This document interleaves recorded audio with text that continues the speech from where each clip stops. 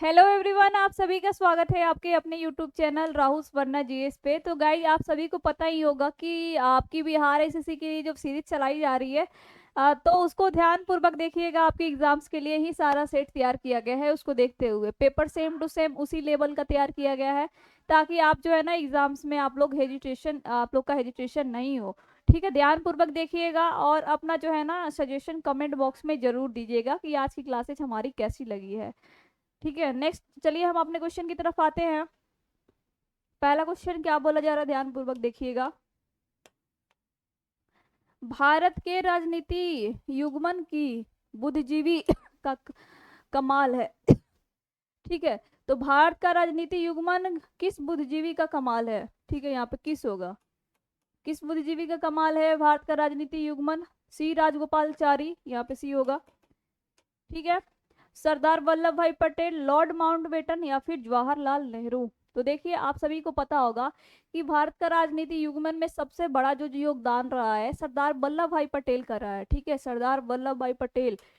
Answer क्या हो जाएगा आपका, ऑप्शन नंबर बी हो जाएगा। ठीक है, इनको जो है भारत का बिस्मार्क बोला जाता है, भारत का बिस्मार्क। साथ में आयरन मैन, आयरन मैन। ठीक है, भारत स्वतंत्र होने के बावजूद भी कुछ कुछ ऐसे देशी रियासत थे, जैसे कि 3 देशी रियासतों को आप सभी को पता होगा। 3 देशी रियासत ऐसे थे ना कि मतलब वो चाहते थे कि हम अलग राष्ट्र का निर्माण करें। तो भारत के एकीकरण के लिए जाना जाता है कि इसको, सरदार वल्लभ भाई पटेल को। शायद ये नहीं होते तो बहुत मतलब मुश्किल था। तो इनको जो है ना जितने भी आपके देशी रियासत है जो कि नहीं मान रहे थे, जैसे कि हैदराबाद हो गया, तो हैदराबाद को जो है आपका पुलिस कार्रवाई के द्वारा आपका शामिल किया गया था ना अब भारत में। ठीक है, इसको भारत के राष्ट्र में, नहीं तो ये लोग सोच रहा था कि हम अलग अपना राष्ट्र का निर्माण करेंगे। जूनागढ़, तो जूनागढ़ को जनमत संग्रह के द्वारा, आप सभी को पता होगा। तो इसीलिए सरदार वल्लभ भाई पटेल को जो है भारत की राजनीति का युग्मन माना जाता है। इनको जो है हैदराबाद, हैदराबाद का निजाम बहुत ही हरामी था। तो ये चाहता था कि हम अलग राष्ट्र का निर्माण करें, तो इनको भेजा गया था कि आप जो है ना देशी रियासतों के लिए आप जो है काम कीजिए। तो ये आपके ही जाने जाते हैं एकीकरण के लिए। तो का हैदराबाद को पुलिस कार्रवाई के बल के द्वारा आपका शामिल किया गया। ठीक है, आप सभी को पता होगा जूनागढ़ को जनमत संग्रह के द्वारा, जूनागढ़ को जनमत संग्रह के द्वारा।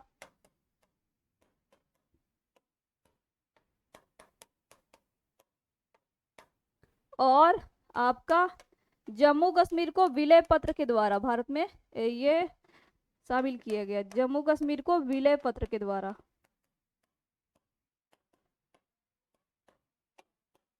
तो आपके एग्जाम्स के लिए ये क्वेश्चन सारे इंपॉर्टेंट है, मोस्ट मोस्ट इंपॉर्टेंट है। लॉर्ड माउंटबेटन की बात की जा रही है, तो स्वतंत्र भारत का पहला गवर्नर कौन था आपका, गवर्नर जनरल, तो लॉर्ड माउंटबेटन था स्वतंत्र भारत का, स्वतंत्र भारत का पहला गवर्नर जनरल लॉर्ड माउंटबेटन। और स्वतंत्र भारत का पहला भारतीय गवर्नर जनरल बोलेगा तब आंसर क्या होगा, भारतीय बोलेगा तब आंसर क्या होगा, सी राजगोपालाचारी। ठीक है, आंसर होगा जवाहरलाल नेहरू। तो आप सभी को पता होगा कि ये आपके भारत के पहले प्रधानमंत्री थे। ठीक है, नेक्स्ट क्वेश्चन पे आते हैं। सेकंड नंबर क्वेश्चन ध्यान दीजिएगा। निम्नलिखित मुगल शासकों में से किसे प्रिंस ऑफ बिल्डर्स के नाम से जाना जाता है, बाबर, अकबर, जहांगीर, शाहजहां। तो प्रिंस ऑफ बिल्डर्स के नाम से किसको जाना जाता है, आपका शाहजहां को जाना जाता है। ठीक है, शाहजहां को प्रिंस ऑफ बिल्डर्स के नाम से जाना जाता है। देखिए, शाहजहां को स्थापत्य कला का भी जनक बोला जाता है। ठीक है, स्थापत्य कला।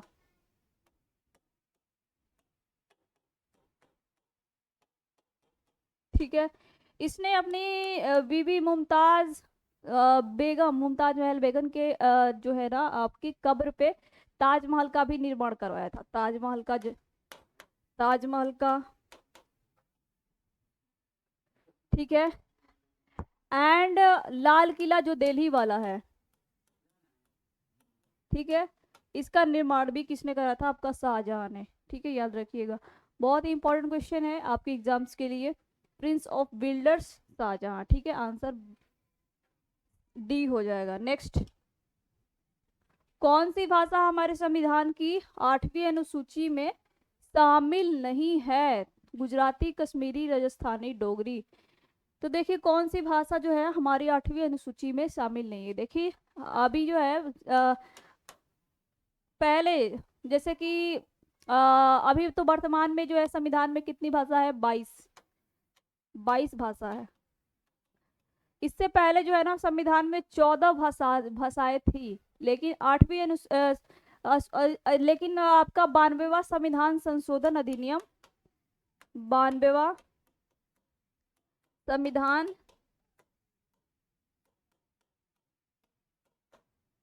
संशोधन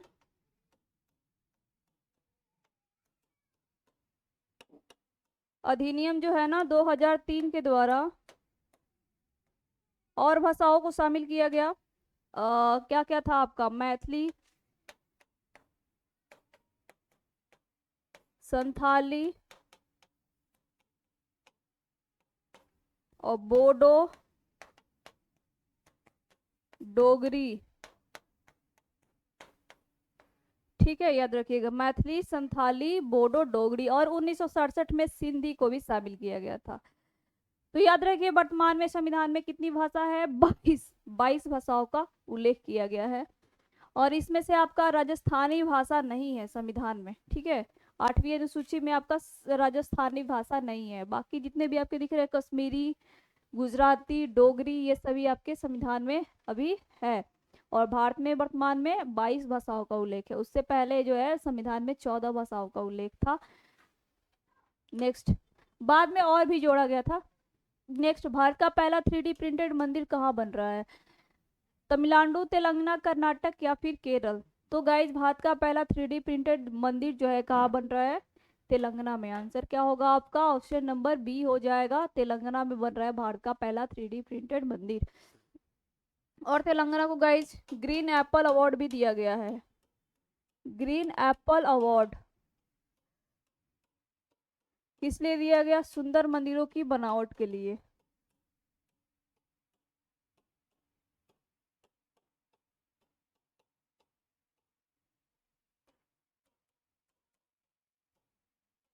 ठीक है, याद रखिएगा, ग्रीन एप्पल अवार्ड दिया गया तेलंगाना को सुंदर मंदिरों की बनावट के लिए।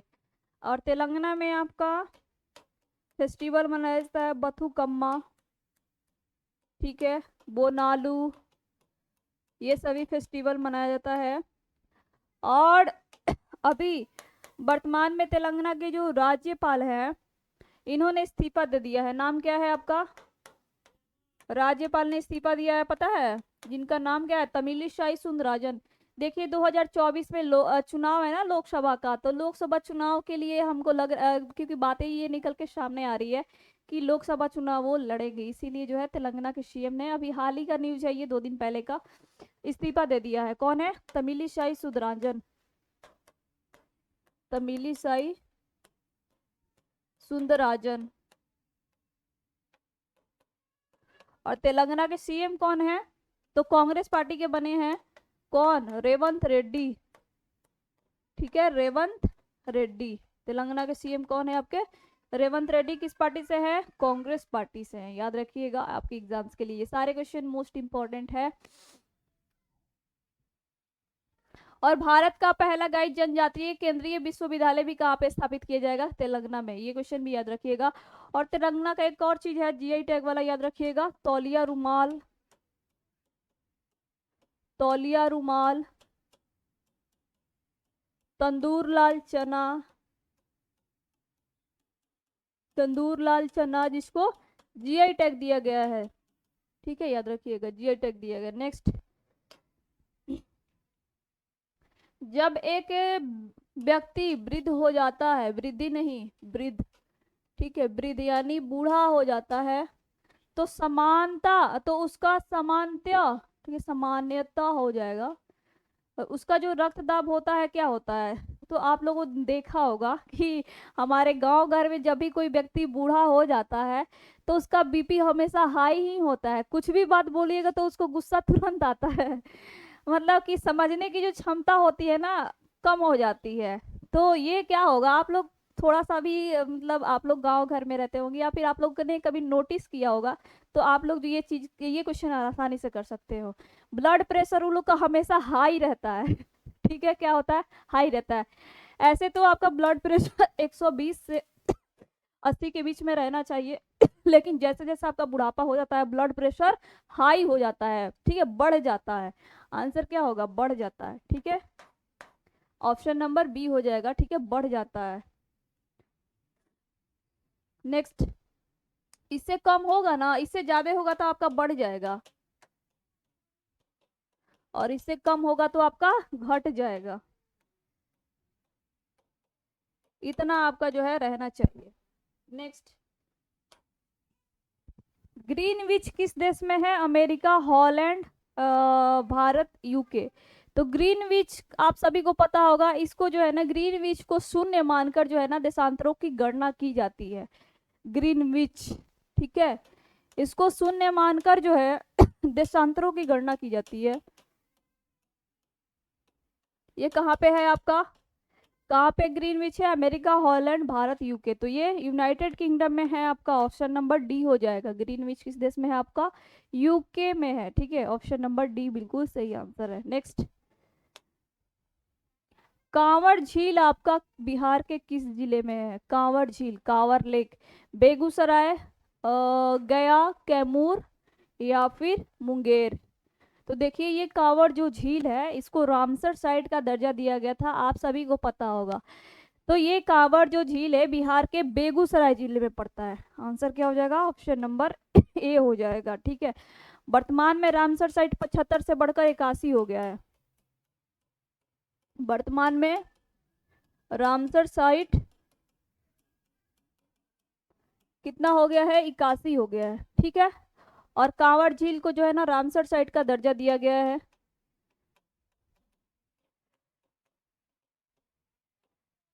ठीक है, कहाँ पे है, बिहार के बेगूसराय जिले में पड़ता है। अब रामसर साइट की बात की जा रही है, तो रामसर पड़ता कहाँ पे है, ईरान में पड़ता है। और रामसर समझौता कब हुआ था, 1971-72 में हुआ था।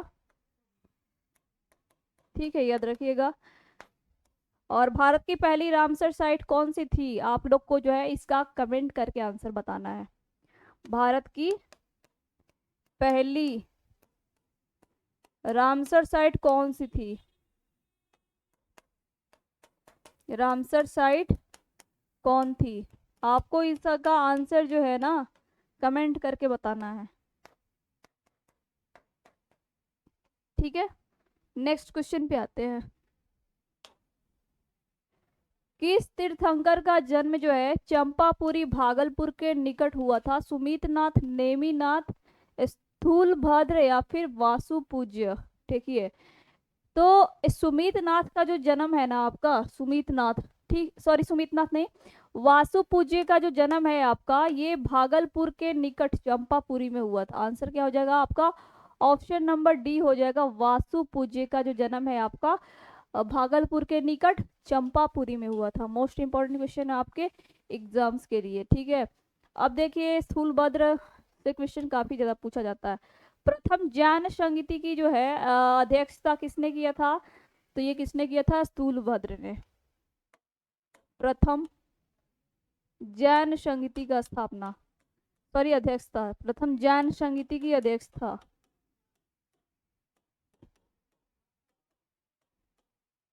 किसने किया था, स्थूलभद्र ने। ठीक है, इस और प्रथम जैन संगीति जो है ना किसके शासनकाल में हुआ था, चंद्रगुप्त मौर्य के शासनकाल में स्थूलभद्र ने किया हुआ था, याद रखिएगा। नेक्स्ट, क्रांतिकारी संगठन अनुशीलन समिति की शाखा पटना में आपका स्थापित किया गया था। तो किसने स्थापित किया गया था गाइस, क्रांतिकारी संगठन अनुशीलन समिति का, तो ये सचिंद्र नाथ सन्याल ने। आंसर क्या हो जाएगा आपका, ऑप्शन नंबर ए आंसर बिल्कुल सही है। इनके साथ साथ और कौन से थे आपके, वारिंद्र घोष भी थे, वारिंद्र घोष, ठीक है, वारिंद्र घोष भी थे।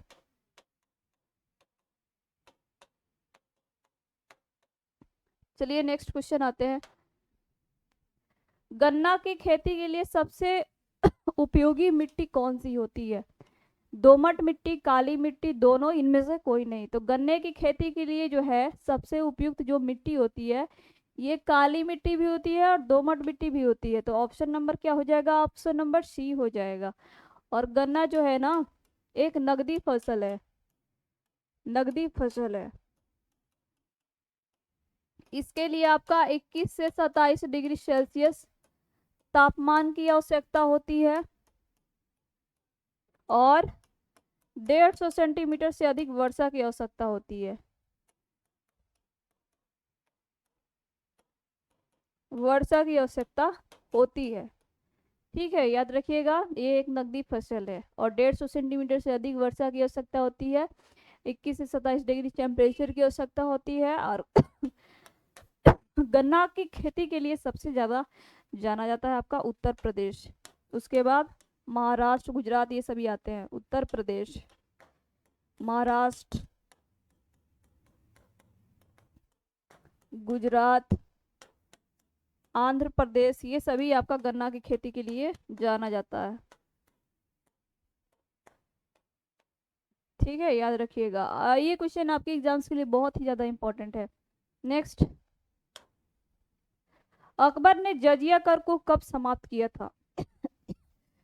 तो गाइज 1562 में तो दास प्रथा का अंत किया था ना।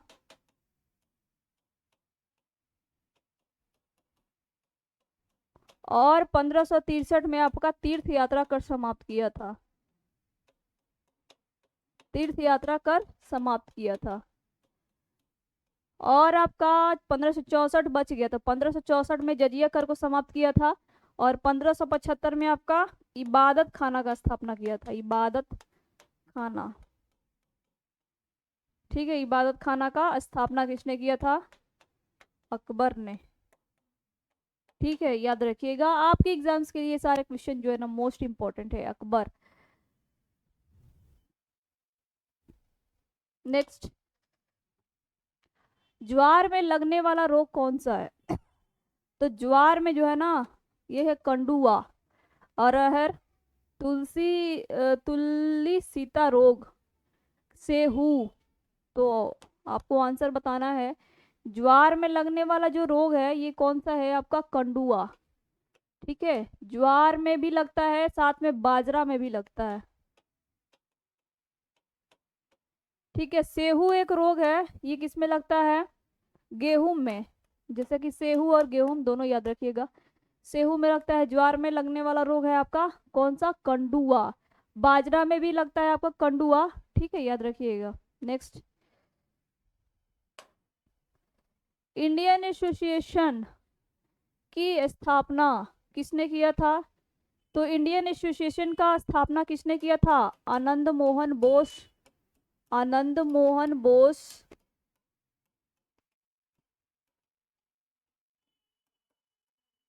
और सुरेंद्र नाथ बनर्जी ने,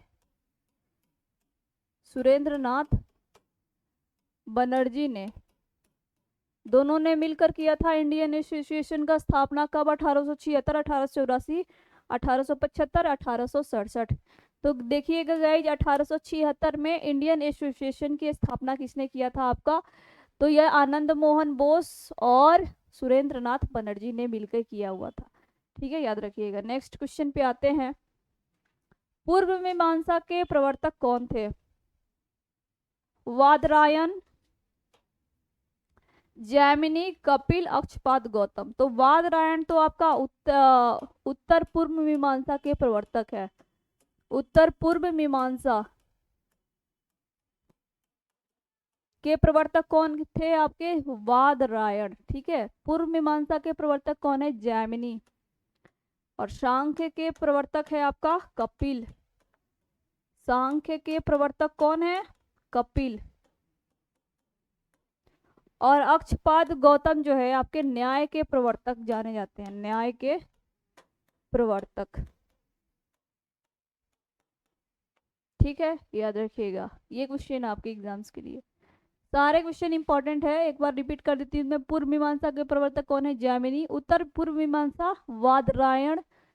और सांख्य के प्रवर्तक है आपके कपिल। और न्याय के प्रवर्तक कौन है आपके? अक्षपाद गौतम। नेक्स्ट, संविधान के किस अनुच्छेद में व्यवस्था की गई है कि प्रत्येक राज्य शिक्षा के लिए प्राथमिक स्तर पर मातृभाषा में शिक्षा की पर्याप्त सुविधाओं की व्यवस्था करने का प्रयोग करेगा? तो ये किस आर्टिकल में किया गया है आपका कि राज्य जो है ना, प्रत्येक राज्य शिक्षा के लिए प्राथमिक स्तर पर मातृभाषा में शिक्षा की पर्याप्त सुविधाओं की व्यवस्था करने का ये प्रयोग करेगा। ठीक है, मातृभाषा में। तो मातृभाषा कौन सी है? हमारी हिंदी है ना, मदर टंग। तो ये आंसर बोला जा रहा है क्या होगा? अनुच्छेद 350, अनुच्छेद 350 के क, अनुच्छेद 350 के ख, या फिर अनुच्छेद 351। तो गाइस आंसर क्या होगा? ऑप्शन नंबर अनुच्छेद 350 के क में। ठीक है, तो ये सारे क्वेश्चन आपके एग्जाम्स के लिए मोस्ट इंपॉर्टेंट है। अनुच्छेद 350 में क्या उल्लेखित है आप लोग कमेंट करके बताइएगा। और आज की क्लासेस हमारी यहीं पे समाप्त होती है। आई होप आपको ये क्लासेज अच्छी लगी होगी, तो प्लीज़ लाइक एंड शेयर जरूर कीजिएगा। मिलते हैं कल की क्लासेज में, तब तक के लिए bye and thanks for watching. Like and share जरूर कीजिएगा।